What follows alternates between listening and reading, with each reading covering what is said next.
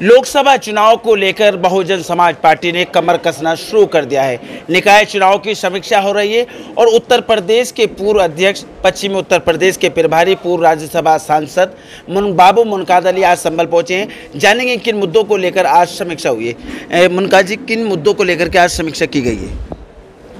अभी प्रदेश में निकाय चुनाव संपन्न हुआ है और इस निकाय चुनाव में जो रिजल्ट आया है वो बहुत सारी सीट ऐसी हैं जहाँ पे बहुत कम वोटों से हम लोग हारे हैं। कुछ सीट ऐसी हैं जो भारतीय जनता पार्टी ने ज़बरदस्ती हराई गई हैं भारतीय जनता पार्टी द्वारा।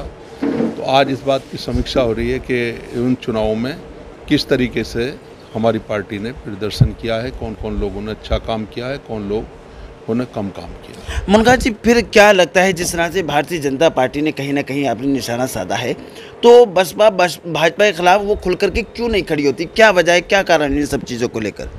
देखिए, भारतीय जनता पार्टी केंद्र में, प्रदेश में उनकी सरकार है, उसका गलत तरीके से इस्तेमाल करते हैं।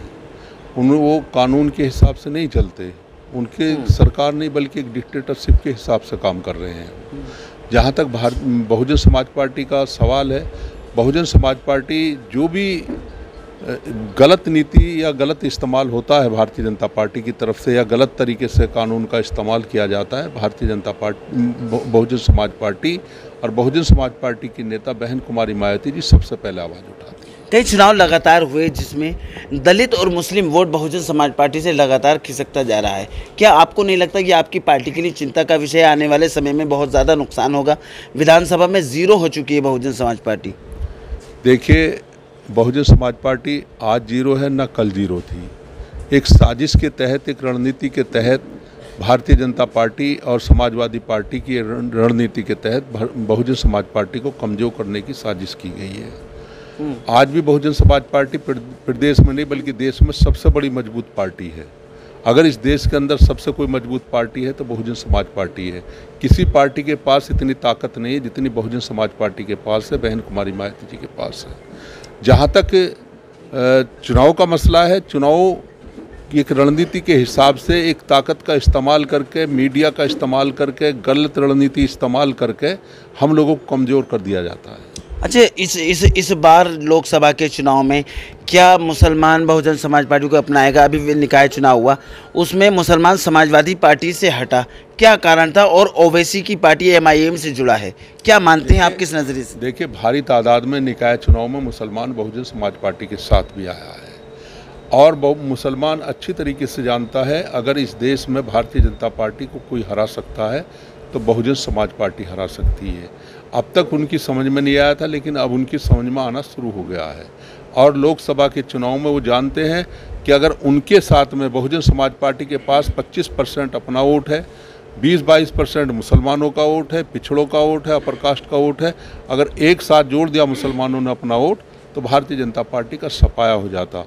लोग विधानसभा इस बार लोकसभा चुनाव में आप किससे गठबंधन करने जा रहे हैं, कांग्रेस से या MIM से?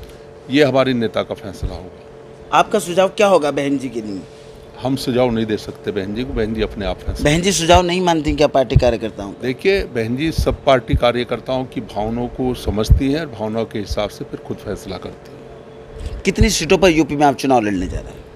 देखिए, हमारी पार्टी तो पूरी सीटों पर चुनाव लड़ेगी और बाकी आगे आदरणीय बहन जी का फैसला। आप लोकसभा चुनाव जीते और सीटों पे लड़े, आपके सांसद जीत करके अगर आते हैं तो आपका रास्ता भारतीय जनता पार्टी होगा या UPA कांग्रेस होगा?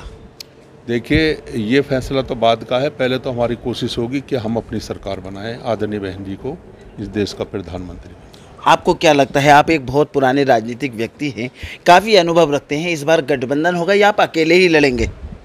ये मैंने अभी बताया आपको, ये फैसला बहन जी करेंगी, अभी आने वाला वक्त बताएगा। यानी आप गुपचुप रणनीति को आप ओपन नहीं करना चाहते? नहीं, गुपचुप नीति थोड़ा ये आदरणीय बहन जी बार बार कह चुकी हैं और आगे भी जो फैसला होगा बहन जी लेंगी इस बार। ये थे बाबू मुनकाद जी जो बता रहे थे कि क्या बहुजन समाज पार्टी डिसीजन लेने वाली है लोकसभा चुनाव को लेकर। कहीं ना कहीं बहुजन समाज पार्टी कमर कस रही है। समीक्षा बैठक हुई है आज और क्या निर्णय होगा लोकसभा चुनाव में संभल से कौन प्रत्याशी बनेगा ये देखने लायक होगा। कैमरामैन सलीम अंसारी के साथ चेहरा मेरा काप के लिए फर्जन वार से संभल।